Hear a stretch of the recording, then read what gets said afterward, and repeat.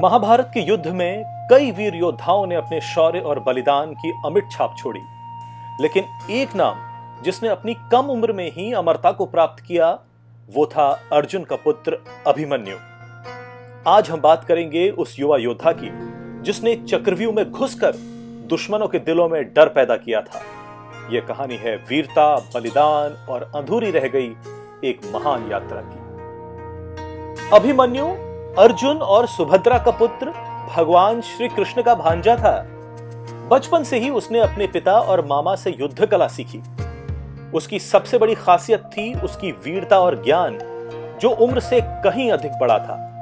श्री कृष्ण ने उसे धर्म और कर्म का मर्म सिखाया और अर्जुन ने उसे धनुर्विद्या में निपुण बनाया। अभिमन्यु ने गर्भ में ही चक्रव्यूह भेदन की कला सीखी थी, लेकिन उसकी अधूरी शिक्षा उसे जीवन की सबसे कठिन परीक्षा में ले आई। युद्ध के 13वें दिन कौरवों ने पांडवों को चक्रव्यूह में फंसाने की योजना बनाई। चक्रव्यूह एक ऐसी युद्ध नीति जिसे भेदना असंभव माना जाता था। अर्जुन उस दिन युद्ध से दूर था और पांडवों में चक्रव्यूह भेदन का ज्ञान केवल अभिमन्यु के पास था। लेकिन एक समस्या थी, अभिमन्यु को केवल चक्रव्यूह में प्रवेश करना आता था, बाहर निकलने का मार्ग उसने कभी नहीं सीखा था। अभिमन्यु जानता था कि चक्रव्यूह से निकलने का कोई रास्ता नहीं है, फिर भी उसने धर्म और अपने कर्तव्य का पालन करते हुए युद्ध भूमि में प्रवेश किया। अभिमन्यु ने अपने साहस और युद्ध कौशल से कौरवों के सबसे बड़े योद्धाओं को चुनौती दी। उसका धनुष, उसकी शक्ति, उसकी इच्छा अडिग थी। लेकिन यह युद्ध केवल शक्ति का नहीं था, यह युद्ध कूटनीति का भी था। कौरवों ने अभिमन्यु के साहस को नहीं, बल्कि उसकी बेबसी को लक्ष्य बनाया। उसके धनुष को तोड़ा गया, उसके रथ को नष्ट किया गया और उसे अकेले ही चारों ओर से घेर लिया गया।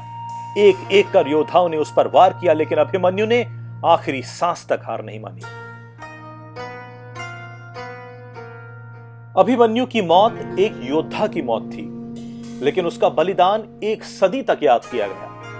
उसके साहस ने उसे अमर कर दिया और उसका बलिदान पांडवों के लिए एक प्रेरणा बन गया।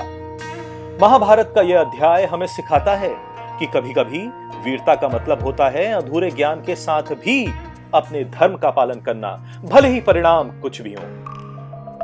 अभिमन्यु की कहानी याद रखिए कि बलिदान कभी भी व्यर्थ नहीं जाता। इस कहानी का YouTube shorts Mahabharata war tales 1 नाम से अपलोड कर दिया गया है। यह कहानी आपको कैसी लगी कमेंट करके जरूर बताएं। और हां, अगर मेरा प्रयास आपको अच्छा लग रहा है तो लाइक, शेयर, सब्सक्राइब करना ना भूलें। थैंक यू, नमस्कार।